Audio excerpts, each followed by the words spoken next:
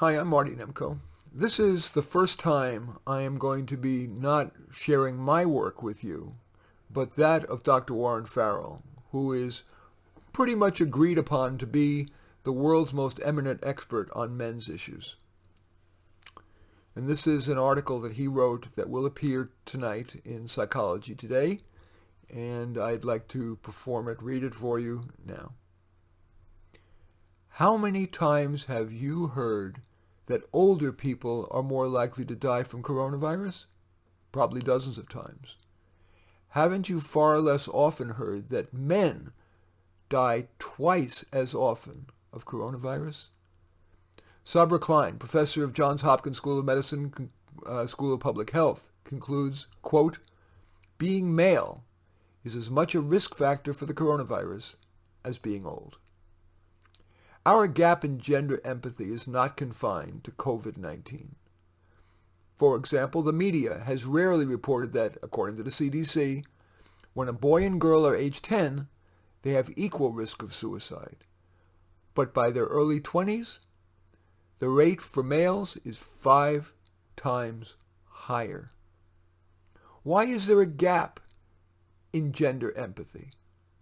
Well, a major reason is that it's harder to become psychologically attached to someone who you may lose, especially if your own survival is affected by their willingness to die. For example, boys see that men who risk their life in war, or as first responders, or as firefighters, are deemed heroes. Rewarding a male with the label hero is a social bribe for him to be disposable. A few years later, young men see that females fall in love with the officer and the gentleman, not the private and the pacifist. Love is blind enough that he may not recognize that her love for him may in part depend on his potential disposability. Appropriately, parents worry about both sons' and daughters' safety, but with a son, there's often a tension between wanting him safe and wanting to feel proud that he served his country.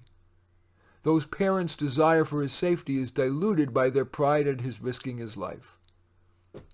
As social bribes encourage boys and men to rely on often risky and stress-packed achievements like a quota-driven job, if they hope to be loved and respected, those bribes soon become internal, psychological, and that process culminates in what Warren Farrell calls a male self-worth paradox.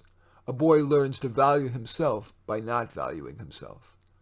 Add to that the new American Psychological Association guidelines that associate maleness with such terms that diminish empathy, such as toxic masculinity, male privilege, and male entitlement.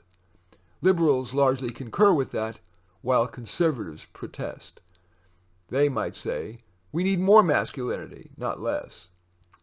What liberals miss is that social and psychological bribes for males to be disposable is not mainly about male privilege nor male entitlement, but mainly about male sacrifice so that men can get respect and love.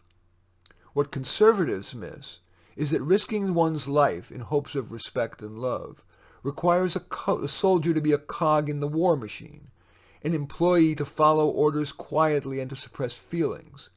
That gives the appearance of strength that can mask the toll on a male's self-esteem and his physical and mental health.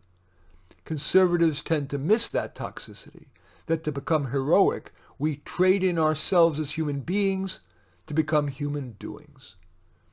As for the man's family, when they see only his anger and not the vulnerability of suppressed feelings behind the anger, they become fearful, not empathic. No one teaches them to see that anger is often vulnerability's mask, and that blind spot reinforces the gap in gender empathy. It's hard to feel empathy for a man who's physically stronger and angry. When a schoolboy hears, "The future is female," and sees ads mocking dads as bumbling fools, that doesn't inspire him for his future. By high school, if he is successful, he's told it's because of his male privilege. If he's unsuccessful, it's because he's a loser. If a girl accepts a date with him and he reaches out too quickly, he's a sexual harasser. If he doesn't reach out quickly enough, he's a wimp. We have little empathy for sexual harassers and unmotivated losers. It is time for a paradigm shift. We need to bestow deserved empathy for both genders. We are all in the same family boat. When only one sex wins, both sex loses. Warren Farrell, Dr. Warren Farrell, PhD, is the author of two well-reviewed books and successful books. One's called The Boy Crisis, and the other is called The Myth of Male Power. He was elected 3 times to the board of directors of the National Organization for Women in New York City, and was chosen by the Financial Times as one of the world's top 100 thought leaders. He is at warrenfarrell.com. And I'm Marty Nemko. I do thank you for watching. I welcome your thumbs up and accept your thumbs down. I always look forward to your comments. And I especially like it if you hit the share button below and share on your social media so that our efforts can have broader impact. And I'm flattered if you choose to subscribe to my channel. In any event, I do thank you for watching. I am Marty Nemko.